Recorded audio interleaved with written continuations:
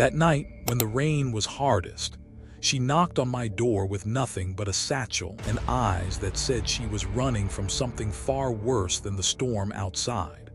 I thought it would be just one night, but when the man who claimed to own her came for what wasn't his, the harbor had to choose a side. And that choice changed everything. The rain had a way of arriving sideways in harbor view, narrow sheets slanting off the Pacific like thrown cards, sticking to glass and cedar shingles, pinging off aluminum gutters with a tempo that made you talk softer without meaning to. Ethan Ward worked anyway.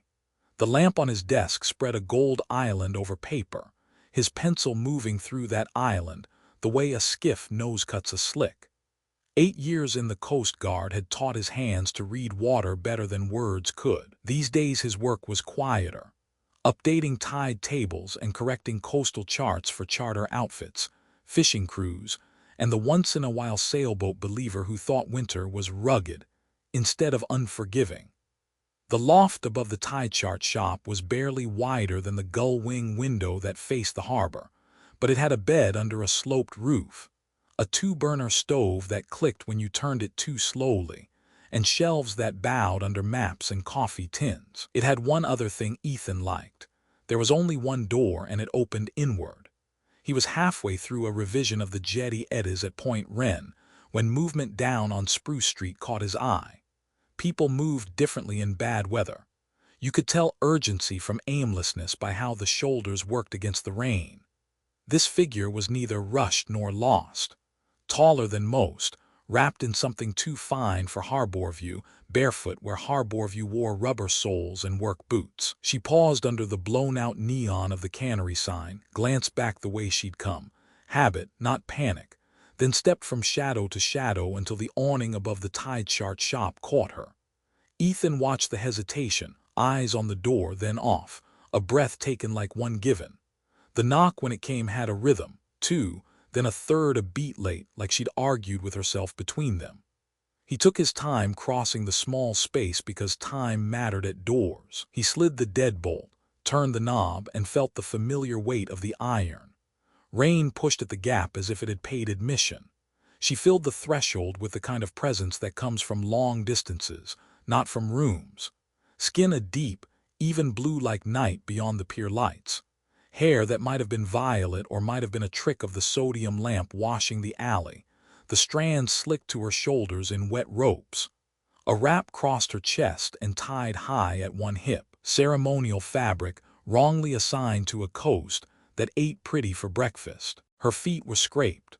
Her eyes were the first steady thing about her, silver irises that didn't blur when the lamp hit them, the pupils tight like a sailor's in fog. "I don't ask twice," she said, no tremor, no plea, just a voice shaped by travel and taught to carry. "I need a warm bed, human, not to be bought with it, traded fairly for something that keeps men alive. I brought that." Ethan did the awkward thing men do when reminded they've been staring. He blinked, stepped back and widened the door without touching her. "Ethan Ward," he said, because names make rooms navigable. "You can come in if you want to be dry." She came in like someone entering a current, measured, angled, ready to slip back out if something grabbed. Steam lifted from her hair almost immediately. She held a satchel under the wrap, the leather dark and stiff. She didn't reach for the blanket folded over the chair. Her gaze clocked the bed under the roofline, the kettle on the burner, the stack of damp charts near the stove. "Sarah," she said after he set a mug down and not before. "Just Sarah will do." "Tea," Ethan offered. "Bed," he added, careful to put the words in different sentences. "Your call, alone or shared, is also your call." Silver eyes cut to him in that way people do when checking what you just said for traps. "If I'm in it, I don't want to be alone," she said, a statement dressed as a condition. She set the satchel on the table, loosened the ties, opened it enough to show resin-sealed index strips and thin sheets, hand-drawn notations, compass points as neat as type. The salt line on the leather told him she'd kept it dry when she hadn't kept herself dry. "Trade winds, offshore rips, Backhead is near the bar. Harborview calls all of it by honest names. The paper on your wall does not." He'd been corrected before by weather and by men with loud voices. It was rarer to be corrected by someone who might have slept outdoors last night. He poured the tea anyway, slid one mug toward her, watched the way she didn't wrap her hands around it first thing. People who had been asked to leave too many rooms were careful with the grip they took. "You can have a bed," he said. "You can have it without me in it, or you can have it with me and nothing owed. Food if you'll eat it. A stove that sings. Work if you want to share it. I don't know your run of luck, Sarah, but that's the trade here." She took a drink then, a small one, watching him over the rim like he might change shape if she blinked too long.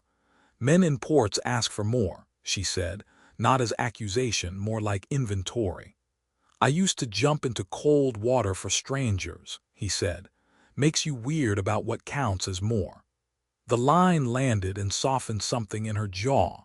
She slid the satchel a breath closer to him. "I'll trade a bed for warmth and the right to sleep without being counted. The satchel buys more than a night. It buys courtesy." "Courtesy's free," he said, "but I'll take the satchel in the morning if you still want to hand it over." That mercy, a delay not a refusal, was what tipped the room. She moved toward the bed with the pragmatic sensuality of exhausted people. No performance, just a body asking for heat. She left the wrap where dignity lives and slid under the gray wool. He turned the lamp down to a hum and left the door latch set but the bolt drawn back. An old habit, a little superstition, and a way for both of them to sleep. He lay on top of the coverlet first, boots off, shirt on, breath slow. It took a minute before the mattress shifted and her knee found the flat of his thigh through the blanket. A touch that said, "I will close this distance so I can own it." He lifted the edge of the wool and slid under when she tugged, no more than that and not less. It was astonishing how much a room changes once two heartbeats find a tempo. Rain reset to a softer meter. The stove ticked as if it had its own watch. He let his palm rest open where her hip would be if she wanted it there. Her hand arrived first, light against his ribs, the kind of pressure you use when telling a stranger you intend to stay and still may leave. He did conversation in the register you use to coax a skittish dog from under a trailer. "You walked the whole way barefoot. Shoes are for people not watched," she said. "Bare feet don't make noise you can count." He nodded against the pillow. "You watching for anyone in particular?" A question lightly baited and easily ignored. She ignored it for a while. "I worked a skimmer out of San Juan before the leaves turned," she said into the blanket. "Captain had a name he kept like a coin he didn't like to spend. Varro Zayin. He'll be here or he won't. Either way, I didn't want him to see me." "He thinks you're his," Ethan translated and didn't make it a question. "He thinks names mean chains," she said. "I don't do chains. Bed, yes. Chains, no." He didn't say he understood because men say that too easily. He said, "You're dry now," and felt more than heard her grunt of agreement. The space between them was her choice to close, and she did it with economy, knee into his thigh, shoulder against his bicep, forehead into the scarf he'd looped on the chair earlier and now used as a pillow wedge. He let his hand settle on the blanket at the curve of her waist. She didn't flinch, didn't test, didn't push. Sometimes trust is the absence of recoil. The rain kept time for them until breath took over. He woke with his spine reminding him of the years he'd leapt from helicopters and the months he'd pretended he could still do it. Gray light pressed through the window as if shy about interrupting. The stove had gone cold. What hadn't gone cold was the line of heat at his side where Sarah lay. He didn't move until her fingers, 2, then 3, tested the shape of his sternum like she was cataloging it. "You stayed," he said, more observation than gratitude. He didn't say thank you for staying because thanks makes debts and debts turn warm rooms into ledgers. "You didn't look in my satchel," she countered. Her mouth curved like the idea had surprised her. "It's yours," he said. "You offered the information, not the leather." That earned him her eyes. In the pale morning her irises were more mercury than silver, like something that would bead if spilled. She sat up, keeping the blanket high, and scanned the room from a new elevation. Shelves, chart tubes, kettle that would complain when lit, the framed commendation he didn't hang but kept anyway. She clocked the bed's position relative to the door and nodded to herself as if some mental map had reconciled. "You live alone?" "Yes," he said. "Always lately. People pass through, not many return." "And you offer them beds," she said, a neutral sentence that contained the possibility of a smile. "I offer people things I can afford to lose," he said. He slid out of the blankets and into socks, then set the kettle. "Tea, then breakfast if grain counts." "Grain counts," she said, and then, after a second that stretched like a test rope being pulled, "I'll cook it." She cooked it like sailors cook, with respect for what's left and foresight for what comes next. Dried grain, a pinch of something green he hadn't remembered buying, preserved salmon from a jar he had saved for a storm that was, technically, still here. She ate with quiet efficiency, then cleaned the small pot without asking where things were. The day found its shape around the small tasks of two people not yet a we. "You said you trade for beds," Ethan said as she laid her satchel out again, each resin strip lined to the table's edge like soldiers on inspection. "What's the term of trade if the bed becomes a place to return to instead of a stop?" "That depends," she said, and the word held the weight of 100 docks, "on whether you mean what you say about choice." "I mean it," he said. He would have walked into cold water for less proof. "You say go, the door opens. You say stay, I make another cup of tea and move the maps left so you can spread your cards." Her shoulders dropped that half-inch that means a decision has been made inside a body that doesn't announce decisions.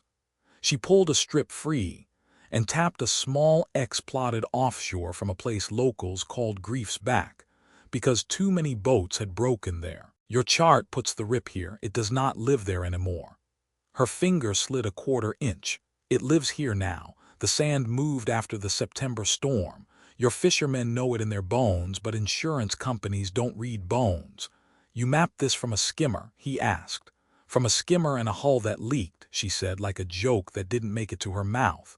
"Also from watching the gulls." "Show me," he said, and meant it three ways. "Show me the point. Show me how you learned to survive a coast that eats the unobservant." They worked until the light improved enough to make numbers honest. He redrew a contour and she adjusted it with a small shake of her head that said not wrong, just old. When the kettle sang, she fed it and didn't ask permission. When he stood too fast and a muscle in his thigh pinched shut like a fist, she didn't say, "Are you hurt?" She said, "Do stairs make it worse?" He said, "Sometimes." She said, "Then we make fewer trips." The first test of the outside world came at the hour when the bakery on the corner opens its side door to let heat out and rumors in. He'd promised himself they wouldn't go down to the market. He also knew oats don't multiply and ink runs out like patience. He found a pair of soft leather shoes he'd meant to restitch, checked the seam, and handed them over. "They'll be too big," he said, "but better than bleeding." She weighed the shoes like she weighed offers. "These are not a price," she said. "No," he said.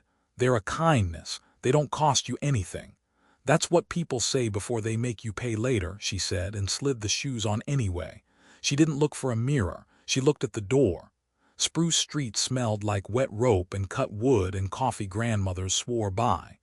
Vendors set up under tarps the color of old military jackets. The market itself was a Tetris game of crates and good guesses. He kept his pace even and let his shoulders do that harbor view thing of communicating. "I belong here, and the person next to me belongs because I'm not flinching." Sarah walked half a step behind, not hiding, just toggled to a frequency that registers exits. He talked to Bill at the ink stall about viscosity like viscosity was thrilling. He bought oats. He kept his chin at a level that invited eye contact and made excuses unnecessary. It was next to the fishmonger that the past put its hand on the present's shoulder. Not Varro Zayin, someone who had taken orders from him. The man's jacket had a shoulder patch scratched mostly off, but the shape was enough. Sarah's fingers found Ethan's sleeve the way a current finds a hull. She didn't squeeze. She touched and let go. He did the thing he'd trained to do in boats and in rooms. He did nothing dramatic. He bought what he needed, stood in line a second longer than needed so the man would get bored and turn, then angled their path down a side street where the bakery's heat could erase them. When they were 3 corners away, she let her breath come out like someone who had been holding it behind her teeth. "He didn't see me," she said. "He would have lifted a hand if he had." "Good," Ethan said, because names like reassurance are all you can honestly give. "We'll change how we shop. I know the fisherman who will run us what we need for a while." "You'd do that?" she asked without looking at him.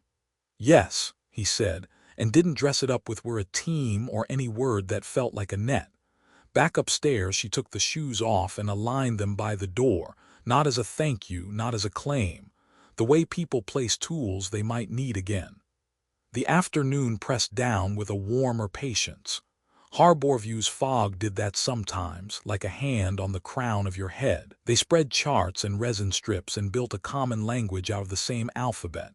Tide, set, drift, fetch.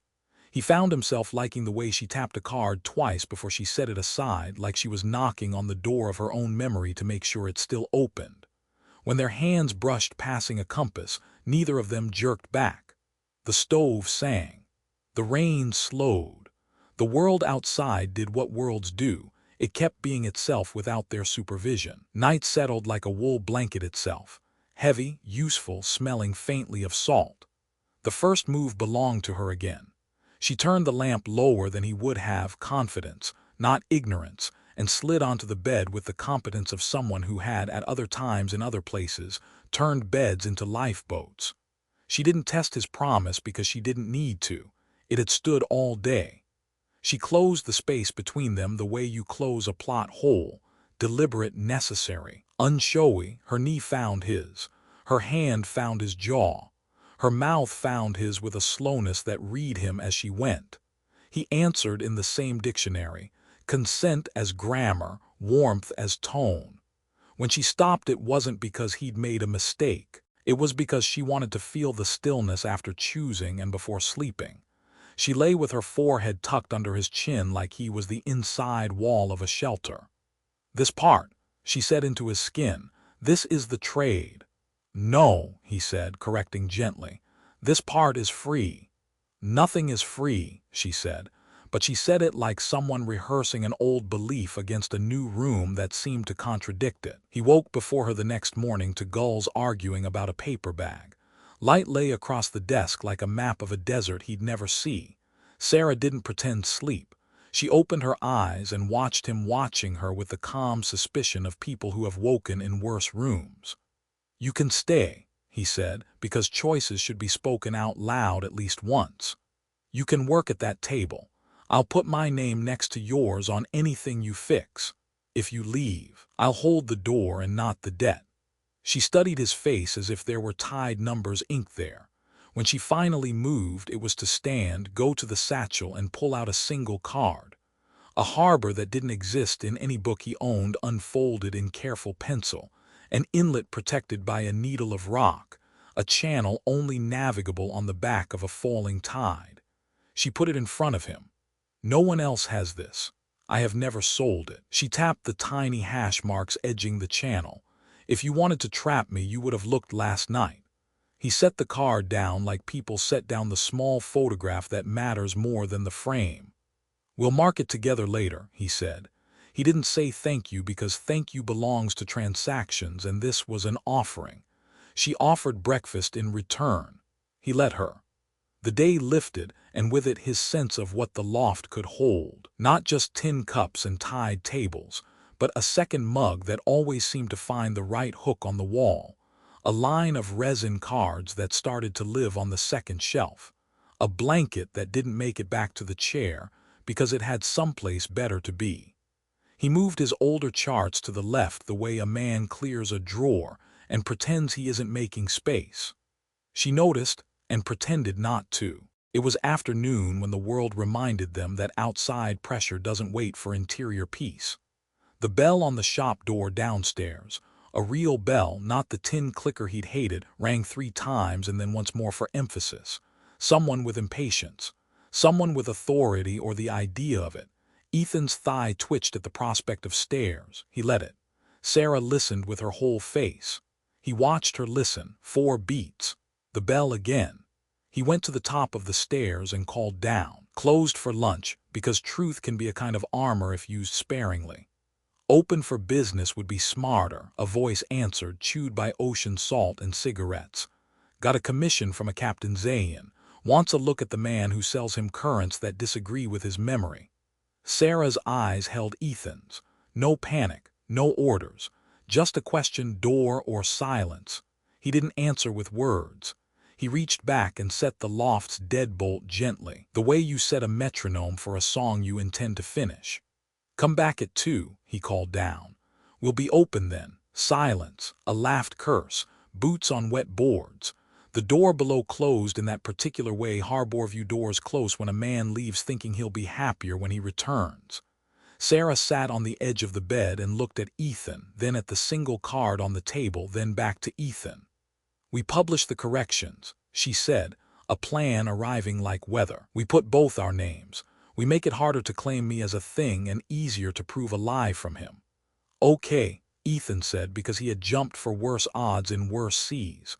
But we do it smart. Smart is the only way I do it, she said, and for the first time since the rain had brought her to his door, her mouth made the kind of smile you keep for yourself and let someone see by accident. At 2, they opened the shop together. No speeches, no explanations. Just a counter, a bell, a rack of charts that had just become slightly more true than yesterday. Captain Varro Zayin did not return that afternoon. His name did, in a whisper that slid along the pier and rolled back like a wave.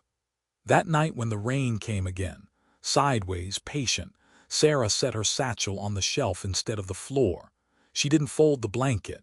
She didn't ask the rules. She lay on the bed without looking at the door. Ethan turned the lamp down. The stove clicked. The room settled around the choice it was now holding.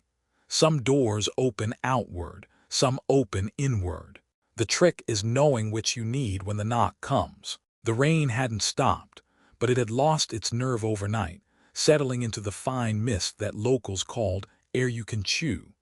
From the loft window, Ethan could see the harbor cranes swing slow arcs over pallets of crab pots. Down on Spruce Street, the bakery's side door was propped open to spill out the smell of bread, a quiet lure to anyone within a block. Sarah was already at the small table near the stove, the one he'd shifted aside yesterday to make space for her resin-sealed maps. She sat cross-legged in the chair, hair damp from a quick wash, violet strands catching the gray light in glints that looked almost metallic. She was tracing a pencil along one of her tied cards, adding a notation in a script so small he'd need a magnifier to read it. "You work before you eat?" Ethan asked, voice low enough not to break the rhythm in her hand. "I work when I have it in my head," she said without looking up.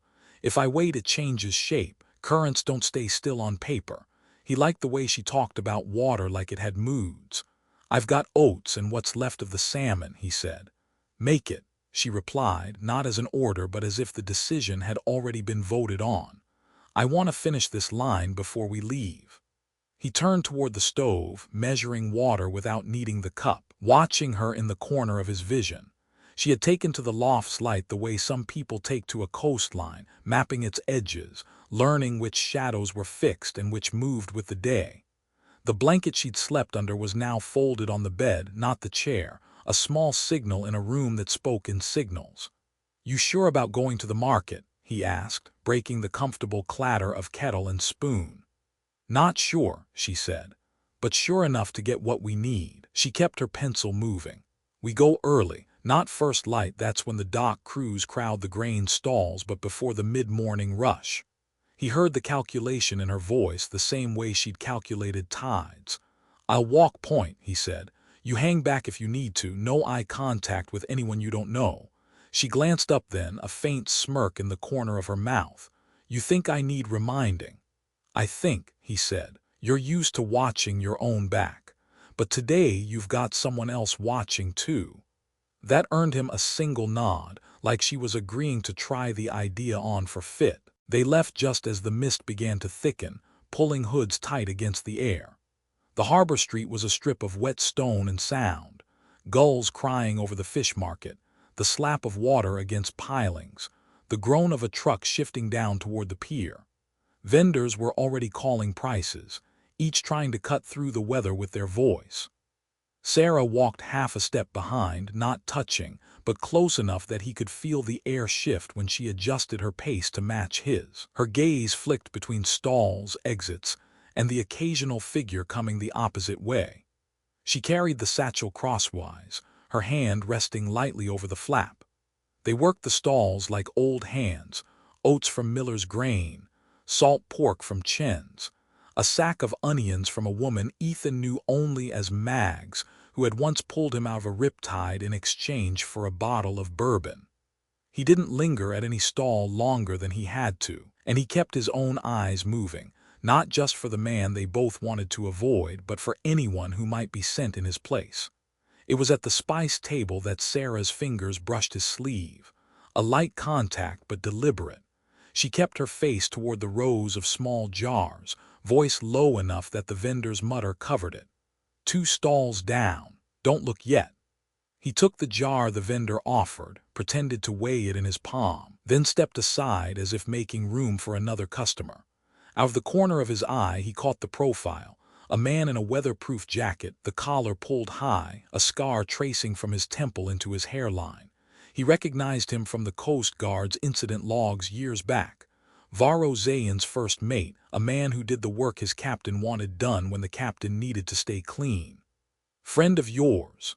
Ethan murmured. "No," she said, and the flatness in her tone told him everything. They didn't finish the spice purchase. He set the jar down, muttered a thanks, and angled them toward a side lane between 2 shuttered shops. They walked without speaking until the sound of the market dulled behind them. Only when they turned onto a quieter street did she ease her shoulders. "He's not here for grain and salt," she said. "He's here to see who's in town before Varro docks." Then he saw us leave. Ethan said. "Maybe," she said, "but we left like locals, not like prey." Back at the loft, she took the shoes off and set them by the door without comment.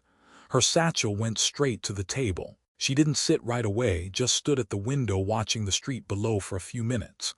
Only when she seemed satisfied that no one had followed did she cross to the table and start laying out her cards again. "You trust me with something?" she asked suddenly, without looking up. "That depends what it is," he said. She slid a single card across the table. It was different from the others, not currents or wind patterns, but the outline of a cove, narrow and deep, with a channel barely wide enough for a skiff. The water inside was marked with small notations, depths, seasonal shifts, hazard rocks that would gut a boat that didn't take the right line. "This place isn't on any chart," she said. "Locals call it Ghost Inlet. I've kept it that way. It can shelter 3 fishing boats from a storm, or hide one if it's being hunted." He studied the card, felt the weight of what she was giving him. "You want me to keep it off my charts too. I want you to know it's there," she said. "In case we need it, but if you put it in print, someone like Varro will find it." He met her eyes across the table. "Then it stays between us." She watched his face a moment longer, then reached out and slid the card back to her side of the table. "Good," she said simply. The rest of the day unfolded in a kind of quiet work rhythm. He copied over sections of coastline, marking hazards she'd confirmed. She moved through her own stack of cards, occasionally making a note in his margins. Now and then their hands would touch when passing tools, and neither pulled back quickly. As dusk began to sink into the harbor, Ethan set his pencil down. "Tomorrow," he said, "we could go out and see the inlet. I've got a skiff that'll take us there and back if the weather holds." Her expression didn't change much, but he caught the flicker in her eyes, part wariness, part something sharper. "If we go," she said, "we don't dock, we drift in, market, and drift out. No light, no talking once we hit the channel." He nodded. "We do it your way." The stove clicked as he fed it another log, the small flame catching with a whisper of heat.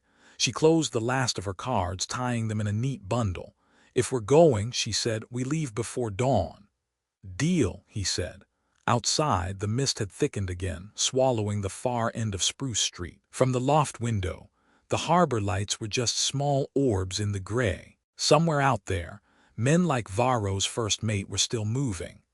But in here, the door was bolted, the stove was warm, and tomorrow's tide would carry them to a place only two people knew. The knock came soft enough that it could have been the settling of the old wood, but Ethan knew the sound of someone choosing their rhythm.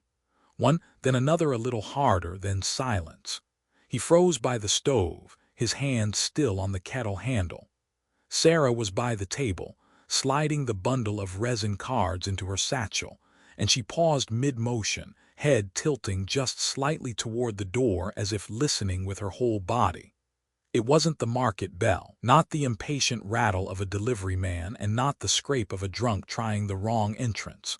Whoever it was had waited until Harborview was mostly asleep to stand on the wet boards below. She didn't speak, and neither did he. The loft's single bulb hummed faintly above them, the kettle beginning its slow build toward a whistle. The knock didn't come again. After a few seconds, he stepped to the window, careful to stay back from the glass, and looked down through the blur of mist and reflected light. The street was empty. Either they'd already turned the corner or they'd never been there at all. By the time the kettle whined, she had tied the satchel closed and was pulling the blanket from the chair, wrapping it loosely over her shoulders. He set her tea down without comment. "Tomorrow," he said, keeping his voice even, "we go to Ghost Inlet early. If someone's knocking at night, I'd rather be back before noon." She nodded once, the silver in her eyes catching the lamplight, and took a slow sip. Neither of them said what they were both thinking, that the knock could have been nothing, but nothing didn't usually know the right time to knock. The harbor was half in shadow when they left, the mist still hanging low but thinner now, lit faintly from the east. The skiff rocked gently against the pier as Ethan untied it, the wood creaking under their weight as they stepped in. Sarah moved with the easy balance of someone who had spent years on smaller, less forgiving craft. She took the bow without being told, sat low, and began scanning the water ahead with the kind of attention you couldn't fake. They kept their voices low, more from habit than necessity. The motor chugged steady as they cleared the mouth of the harbor, the swell lifting and dropping the skiff in long, slow breaths. She gave directions with small gestures, 2 fingers to the right when she wanted him to adjust the angle, a flat palm when she wanted to keep a line. The coastline here was deceptive, a ragged string of rock teeth and sudden shallows. It took them the better part of an hour to reach the inlet. From a distance, it looked like nothing, a smear of shadow between 2 taller cliffs, the surf breaking unevenly against the entrance. Only when they came within a few boat lengths did the pattern change, the water inside shifting to a gentler roll. Sarah motioned for the motor to be cut, and they drifted forward, the skiff sliding into a pocket of stillness. He saw immediately why she'd kept it secret. The inlet curved like a hook, hiding its own heart from anyone outside. Inside was enough flat water for several boats to wait out a storm, the high walls sheltering it from most wind. She pointed to a narrow section along the inner curve. "Depth here stays over 12 feet, even at low tide. You could ride out a gale in this spot and no one outside would see you." They worked quickly, marking the entrance and the safest line in. Ethan made notes on a waterproof pad while she adjusted a compass bearing and etched a quick diagram. The whole time her gaze flicked toward the mouth of the inlet, alert for movement. It was almost time to drift out when she caught it, a low hum, faint but growing. She didn't need to say anything. He heard it too. A larger vessel was moving along the coast, not close enough to see them yet, but close enough that if it came within a certain angle, the inlet's opening would be in its line of sight. Ethan started the motor as quietly as he could, letting the current nudge them toward the shadow of the cliff before adding more throttle. Sarah kept her eyes on the mouth, her fingers tightening slightly on the edge of the skiff. The vessel passed a few minutes later, a deep-hulled craft with a wheelhouse set high, and the kind of wake that came from running heavier than it should. No name painted on the stern, no flag flying. She watched it with a stillness that told him she recognized it.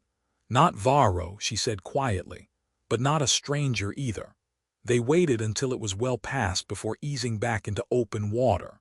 The return trip felt longer, the mist thickening again, the swell picking up just enough to slap the hull now and then. Neither of them spoke until the harbor mouth was in sight.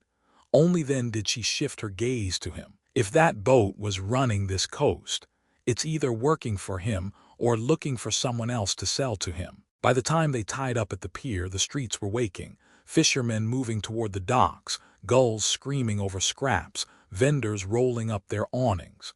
Ethan carried the charts and notes up to the loft while she lagged just long enough to scan the street behind them. Inside, she spread the inlet chart on the table, weighting the corners with mugs. "We keep this one off the wall," she said. "If someone comes looking, it's not the first thing they see." He agreed, folding the paper carefully and sliding it into a drawer beneath the older maps. She didn't sit right away, just walked to the window and stood there, watching the harbor through the mist. After a long minute, she said, "That knock last night, I've heard it before, back in Port Talron. It was how Varro's crew announced themselves when they didn't want to yell his name." He turned from the desk. "So he's here. Or close enough to let someone else knock for him," she said. Her gaze stayed fixed on the street. "Either way, it means he's looking." She finally stepped back from the window, her expression steady but her shoulders held a little tighter than before. "If he's coming, he'll try the market first. That's where you see who's working where." Ethan moved to stand beside her, close enough that their arms brushed. "Then we make sure if he looks, he sees two people who aren't leaving and aren't his." She didn't answer, but she didn't move away either. Outside, the mist swallowed the far end of the street, and somewhere in it a shape was moving, too slow to be a fisherman and too deliberate to be lost. The shape in the mist didn't reach the loft's door that morning. Whoever it was turned away at the corner, leaving only the sound of footsteps fading into the wet street. But by midday, Harborview had already begun to shift in ways Ethan could feel. Conversations between stall owners cut off when he passed. A dock worker he'd known for years avoided his eyes. The bakery's door, usually propped open to let the smell of bread out, was closed tight. He didn't need to see Varro to know his name had landed here before his boots had.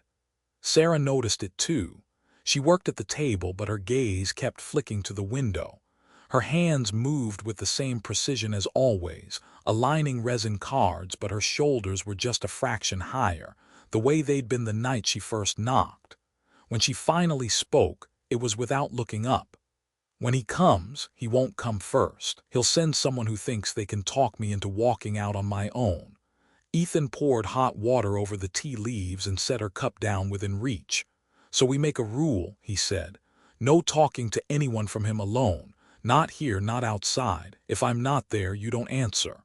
She glanced up then, a faint crease between her brows. "That's not your choice to make for me." "I'm not making it for you," he said. "I'm asking you to make it for yourself now, before he's standing close enough to make it hard." Her hand stayed on the table a moment longer before she picked up the cup. "Rule 1, she said. "We don't let him get us alone. Rule 2, if either of us wants to leave, we say it and the other doesn't get to stop us." "That's the most important one," he agreed. By late afternoon, the harbor air was thicker, the mist holding the smell of diesel close to the water. Ethan had gone downstairs to check the latch on the shop door when he heard her footsteps behind him. She was holding her satchel, the strap tight in her hand. "I'm going to walk," she said. He studied her face, the tightness in her jaw, the way she wasn't meeting his eyes. "If you're going, you can take the skiff. At least then you're not on the street." She shook her head. "I'm not leaving the coast. Just need to see how far his reach is before it closes." He didn't try to talk her out of it. "Rule 2, he said quietly. She nodded once and stepped out into the mist. He watched her until she turned the corner toward the pier. For an hour he worked without looking at the clock, telling himself she could take care of herself. By the second hour the tide had turned and the street outside was emptying of vendors. When the door opened behind him, he didn't need to turn to know it was her. She dropped the satchel onto the counter. "Half the pier knows he's here. A few would trade me for a bottle, a few would hide me, the rest don't want to pick a side." "Which is the same as picking his," Ethan said. She didn't answer, but she didn't look like she was leaving again. She stepped past him and climbed the loft stairs, the sound of her boots on the wood a steady pulse. That night they ate in silence. Not a strained silence, but the kind that came from both thinking the same thing and knowing neither would change the other's mind. She folded her blanket but left it on the bed, not the chair. When they lay down, she stayed close enough that her shoulder pressed into his, but not close enough to tangle. The next morning the market felt different again. Ethan walked beside her through the narrow lane between stalls, stopping only for what they needed. At the grain merchant's, a man in a salt-stiff jacket stepped into his path. His hair was sun-bleached, his hands scarred, and the set of his mouth said he knew which way the wind was blowing. "You're Ethan Ward," the man said, "and she's the one Varro's looking for." Ethan didn't answer. The man's eyes slid to Sarah. "He wants to make a deal, says you can walk on your own, says he'll pay you for the charts if you bring them to him yourself. No tricks, no chains." Sarah's expression didn't change, but Ethan could feel the way her body went still beside him. "And if I don't?" she asked. The man smiled, but it didn't reach his eyes. "Then I'm supposed to make it worth your while to reconsider." Ethan shifted just enough to put himself between them. "And here." The man stepped back, but his smile stayed. "Varro says he'll be in port 2 more days. You know where to find him." They walked away without looking back, but neither of them needed to turn around to know the man was still standing there, watching until the mist swallowed them. The market felt tighter the next day. Not in the number of stalls, those hadn't changed, but in the way people moved, the way they glanced past Ethan and Sarah without really seeing them. News traveled differently in a place like Harborview. You could almost feel it moving underfoot, carried in the timbers like a low vibration. By the time they returned to the loft, Sarah had gone quiet in that way she did when she was weighing her next steps. She set the satchel on the table but didn't open it. Instead, she stood at the window, one hand braced on the frame, watching the harbor. "He's not going to wait long," she said finally. "Varro never does. He pushes until you move just to make him stop." Ethan set the kettle on the stove, the click of the burner loud in the small room. "Then we don't move unless it's in a direction we choose." She glanced back at him. "And if he makes the choice feel like it's ours, then we remind ourselves it isn't." The tea steamed between them, and for a while they worked in parallel, him updating charts, her adding notations to the cards she'd pulled from the satchel. Every so often, their hands would brush when passing tools, and neither of them pulled away. It was late afternoon when the rain began again, soft at first, then heavier, the kind that made the whole loft seem smaller and warmer. Ethan lit the lamp early, the amber light pooling on the table and softening the edges of the room. Sarah set down her pencil and flexed her fingers. "You ever think about why you stayed here?" she asked. "Every time the tide's bad," he said with a faint smile, "and every time it's good." She leaned back in her chair, her eyes on him now. "You could have gone inland, somewhere without the smell of diesel and salt in the air." "I could have," he agreed, "but I wouldn't have been able to watch the water change every day. Wouldn't have been able to know when the storm's coming by the way the gulls fly." She didn't answer right away, but her gaze lingered, as if measuring how much of that answer was about her being here now. Dinner was simple, grain and salted fish, eaten from mismatched bowls on the bed because the table was covered in maps. When they'd finished, she set the bowls aside and drew the blanket up over her legs.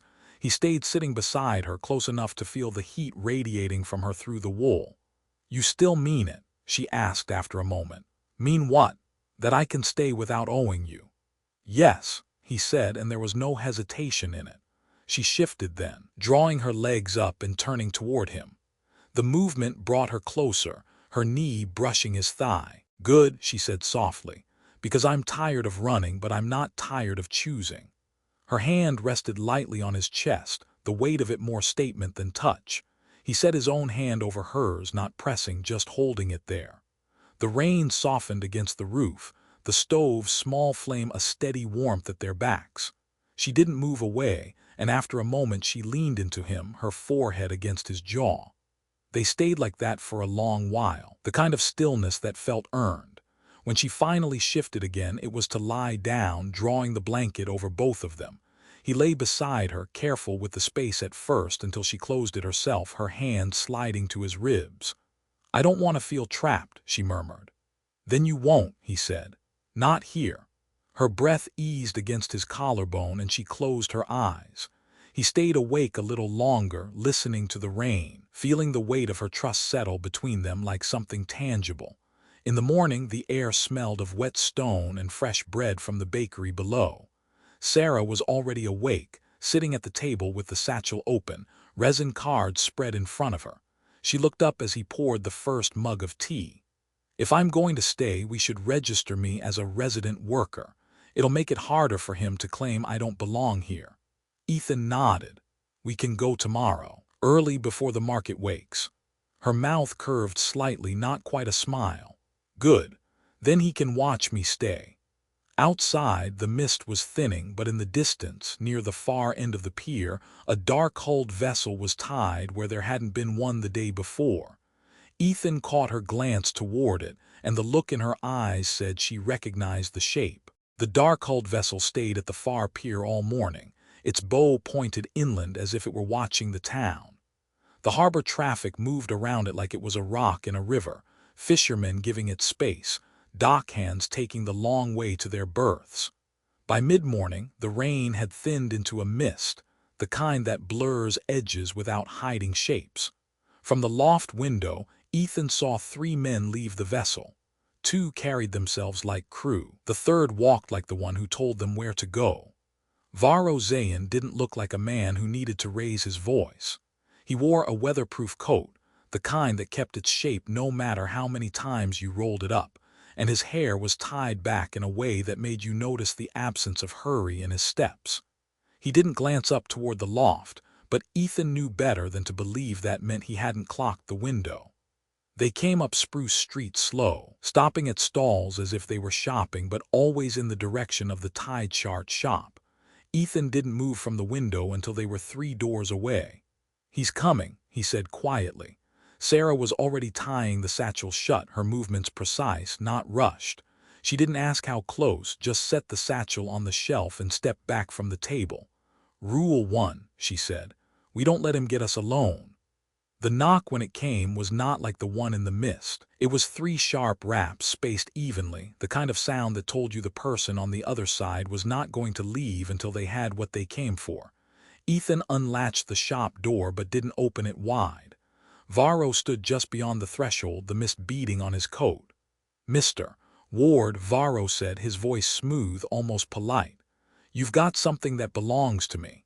"No," Ethan said. "I don't." Varro's gaze slid past him, up toward the loft stairs. "She does then." Sarah's voice came from the top of the stairs. "I'm not yours." Varro's eyes tracked to her and stayed there.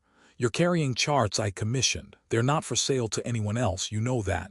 "They're mine," she said evenly. "I wrote them. You paid for passage, not the tide."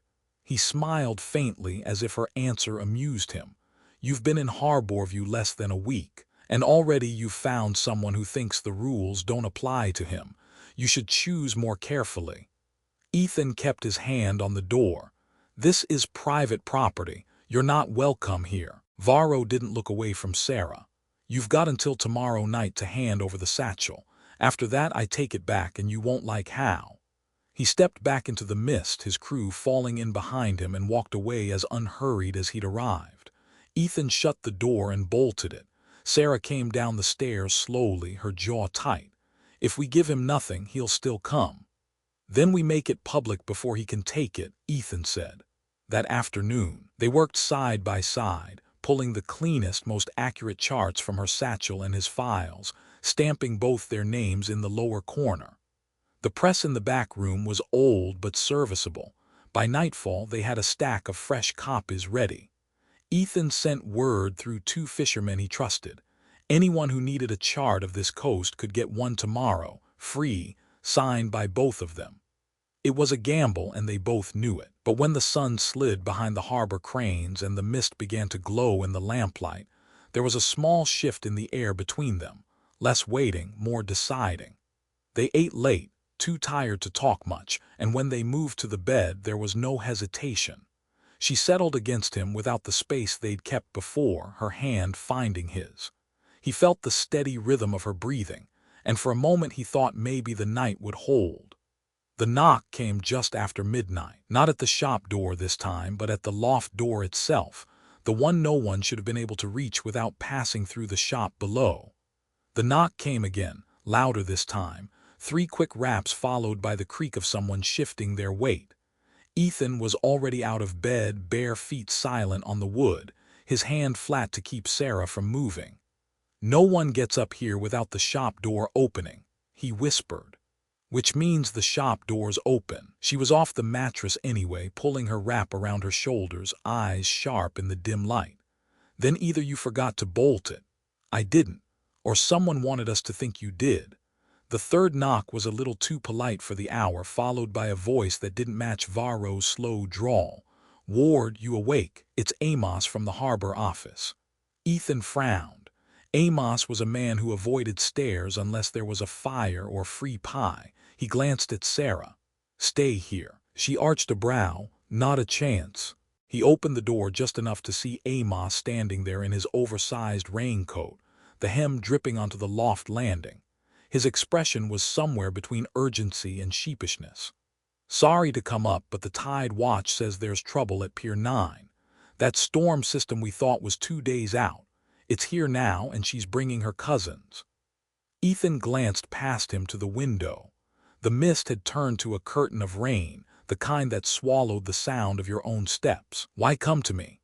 "Because," Amos said, shifting awkwardly, "you've got the only up-to-date nearshore current maps, and there's a trawler trying to make it in before the worst of it. The harbor lines won't hold them if they come in on the wrong set. We need your eyes." Sarah stepped into the doorway before Ethan could answer. "Then you need mine too," she said. "Your Tide Watch doesn't know the shift off Gull's Tooth." "I do." Amos looked between them, clearly weighing the politics of asking the woman Varro was sniffing after to walk into a public dock office.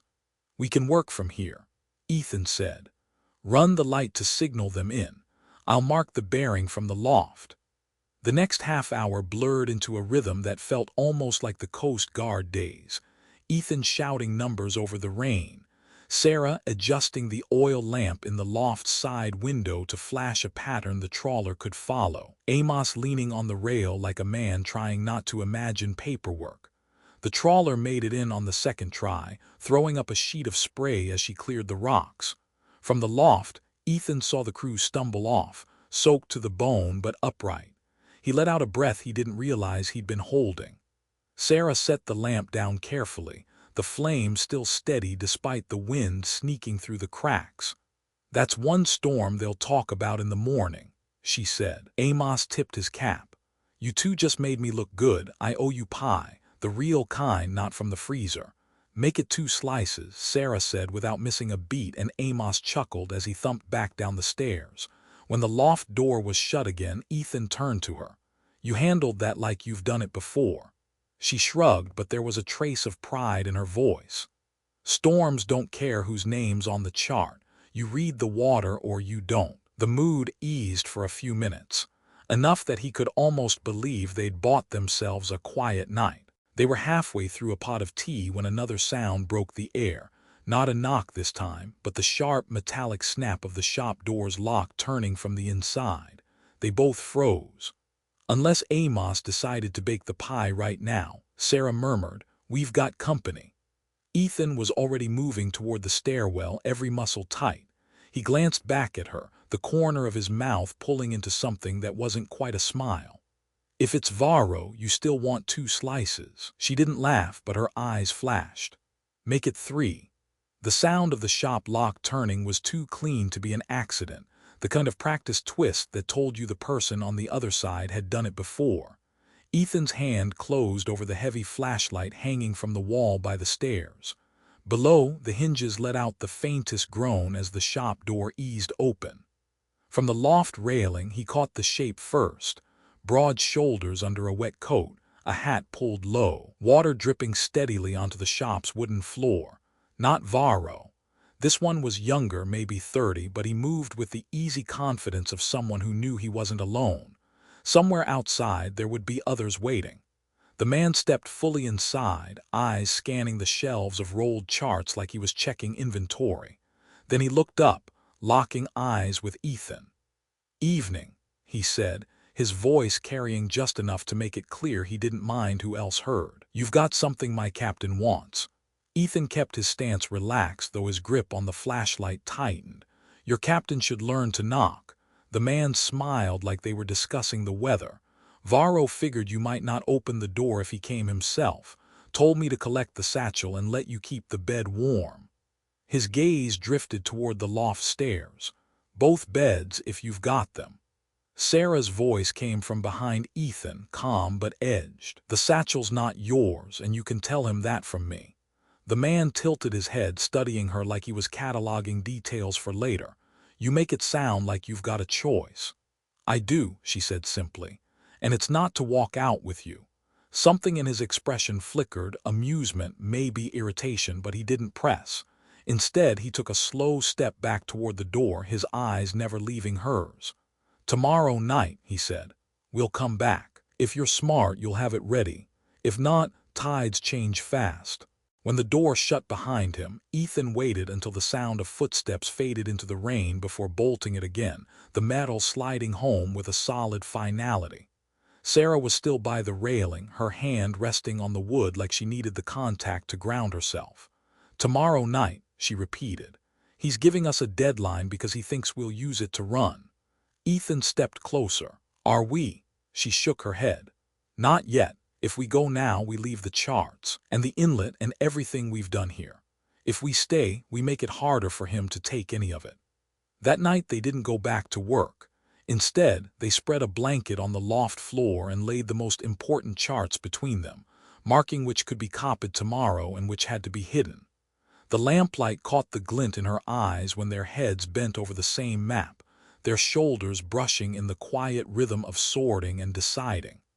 By the time they stopped, the pile of marked charts was neatly stacked, tied with twine, ready to be taken to the press at first light. She reached over, tapped the top chart with one finger. "If these go out with both our names, they stop being just mine or just yours. They become ours. Harder for him to claim without the whole harbor seeing it." Ethan met her gaze. "Then tomorrow we put our names on all of them." She didn't smile, but something in her posture eased, the tension in her shoulders shifting into something more deliberate. "You know," she said, "if we do this, we'll have to stand there when they go up for sale. Look him in the eye while people take them home." "Good," Ethan said. "Let him watch." Outside, the rain kept falling, steady and unhurried, like it had no interest in stopping just because a storm was coming.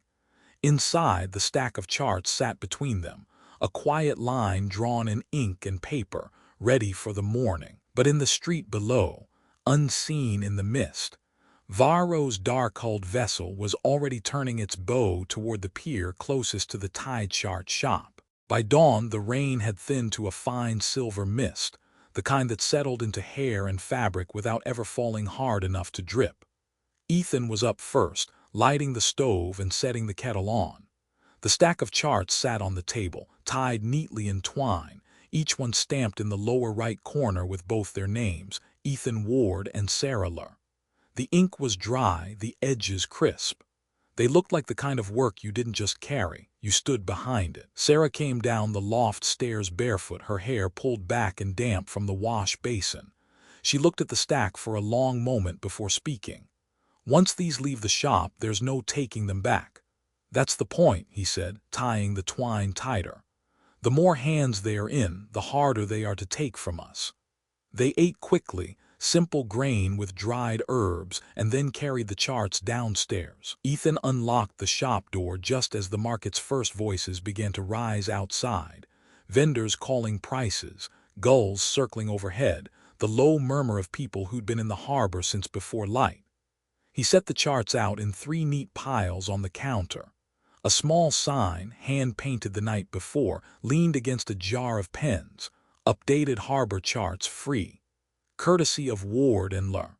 The first fishermen in didn't ask questions. They recognized the accuracy immediately, tracing familiar inlets with calloused fingers, nodding at hazard marks that matched their own unspoken knowledge.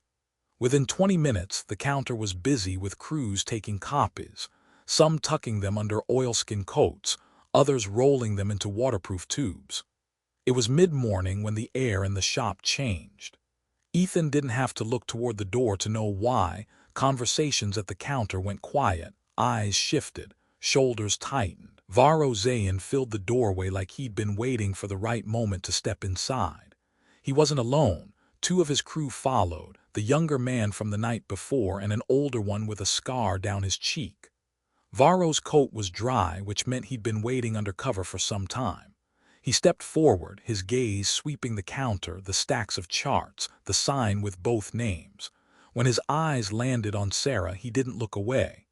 "So it's true," he said, his voice smooth, almost conversational. "You've decided to sell what's mine."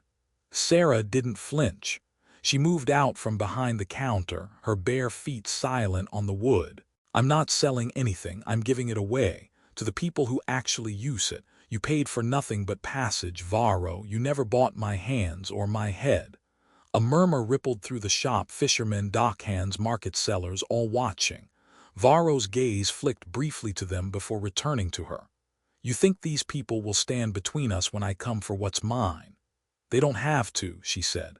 "Because it's not yours. It never was." She gestured to the charts. "Every mark, every line, those are currents I read, not you. You can't own the tide." The older crewman shifted his weight, eyes scanning the room. The younger one smirked faintly, like he was already imagining how this would end. But Varro stayed still, only his jaw tightening.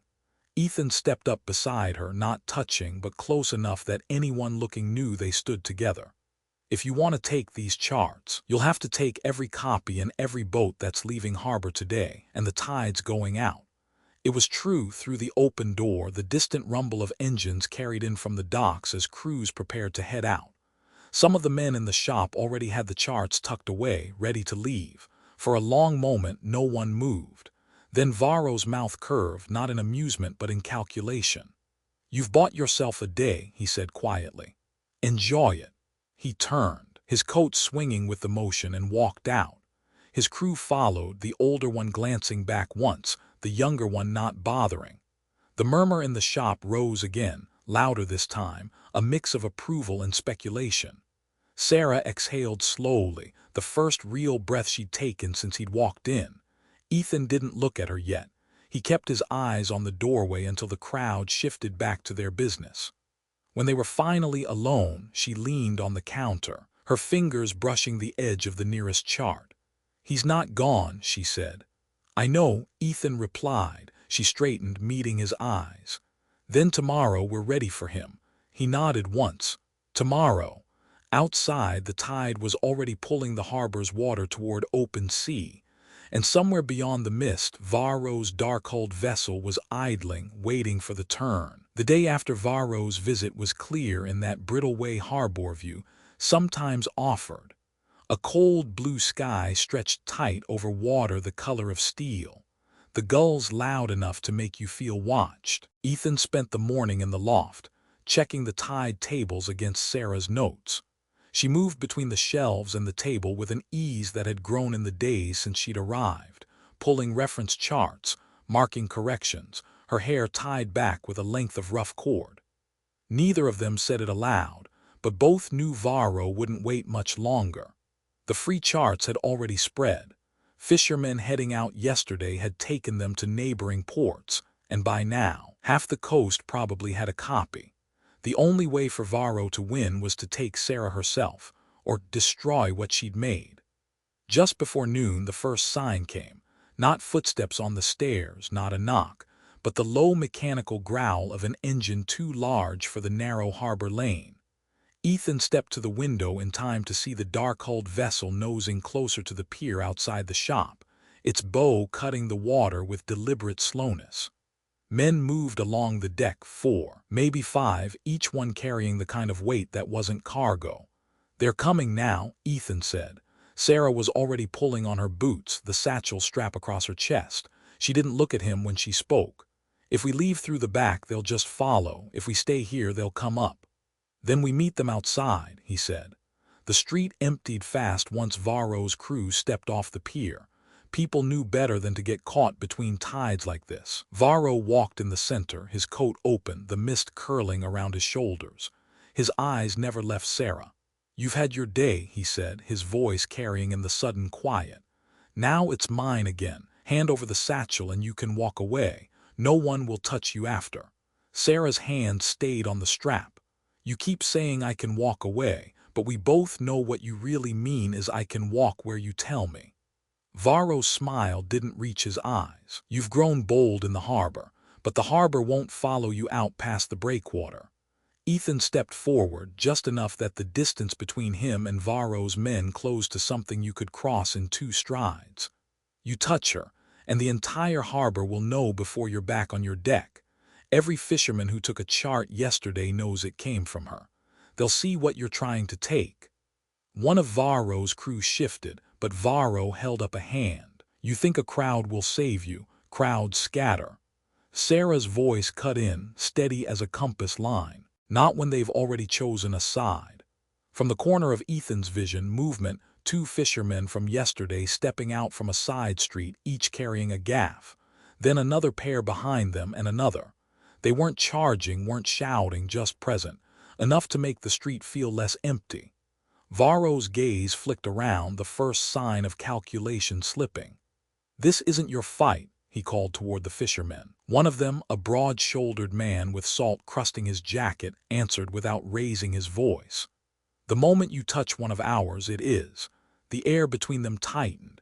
Ethan could feel the balance of it, the way Varro wanted to press, the way the crowd's quiet presence shifted the risk. Finally, Varro's smile thinned. "You've bought yourself more than a day, it seems. Enjoy the bed while it's warm." He turned sharply, his crew falling in behind him, the sound of their boots on wet stone fading toward the pier. The dark-hulled vessel pulled away minutes later, its engine noise swallowed by the open water. Sarah let out a breath she'd been holding so long it came out as a shiver. Ethan glanced at her. "You all right?" She nodded once, adjusting the satchel. "He'll try somewhere else, but not here, not for a while." Back in the loft, they put the charts away, not hidden, just stored where they belonged. The kettle hissed on the stove, the lamplight catching in the silver of her eyes as she watched him. "You know," she said, "when I first knocked on that door, I thought it would be 1 night, maybe 2. He handed her a mug, and now, she said, settling onto the bed and pulling the blanket over her legs, "it's a bed I chose, with my name on the work we do, and no one gets to take that away." Ethan sat beside her, close enough that their shoulders touched. The harbor's sounds came faint through the shutters, the call of gulls, the low slap of water against the pier. Inside, the stove's warmth filled the air, and the charts on the table lay in quiet stacks, ready for whatever came next. For the first time since she'd arrived, she leaned against him without the edge of readiness in her posture, her hand resting lightly on his. He let the moment settle, knowing it wasn't about the storm they'd weathered, but the one they'd chosen to face together. Outside, the tide turned, carrying the dark-hulled vessel farther out to sea. Inside, the door stayed closed, the bed stayed warm, and their names stayed side by side on the map of the harbor they now both called home.